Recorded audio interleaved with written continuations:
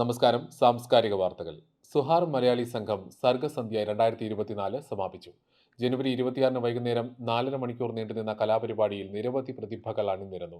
400-ൽ പരം മത്സരാർത്ഥികൾ മാറ്റുരച്ച SMS youth festival 2023 ഏറ്റവും കൂടുതൽ പോയിന്റുകൾ നേടി യഥാക്രമം കലാതിലകം, കലാപ്രതിഭ, കലാശ്രീ, സർഗപ്രതിഭ പട്ടങ്ങൾ നേടിയ ദിയ ആർ നായർ, സായൻ സന്ദേശ്, മൈഥിലി സന്ദീപ്, സീതാലക്ഷ്മി കിഷോർ എന്നിവരെ ചടങ്ങിൽ ആദരിച്ചു.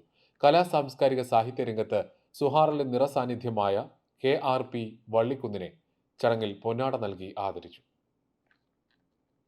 അഖില Kerala radio listeners association Palakkad ജില്ലാ സൗഹൃദ സംഗമവും KSK ആലപ്പാട് അനുസ്മരണവും കണ്ണിയംപുറം AUP സ്കൂളിൽ സംഘടിപ്പിച്ചു.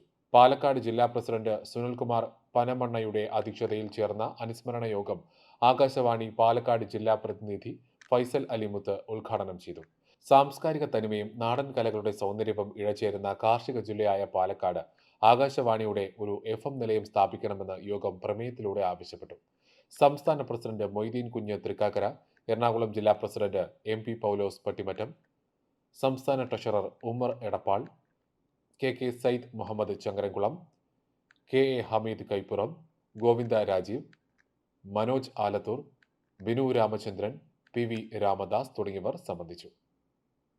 ഏഷ്യൻ കപ്പ് ഫുട്ബോൾ കളിയാരവങ്ങൾക്കിടെ ഖത്തറിന്റെ ആകാശത്ത് വർണ്ണക്കാഴ്ചകളുമായി പട്ടംപറത്തൽ മേളയ്ക്കും തുടക്കമായി. 10 ദിവസം നീണ്ടുനിൽക്കുന്ന വിസിറ്റ് ഖത്തർ പട്ടംപറത്തൽ മേള പഴയ ദോഹ തുറമുഖത്തെ ഗ്രാൻഡ് ക്രൂയിസ് ടെർമിനൽ പരിസരത്താണ് ആരംഭിച്ചത്.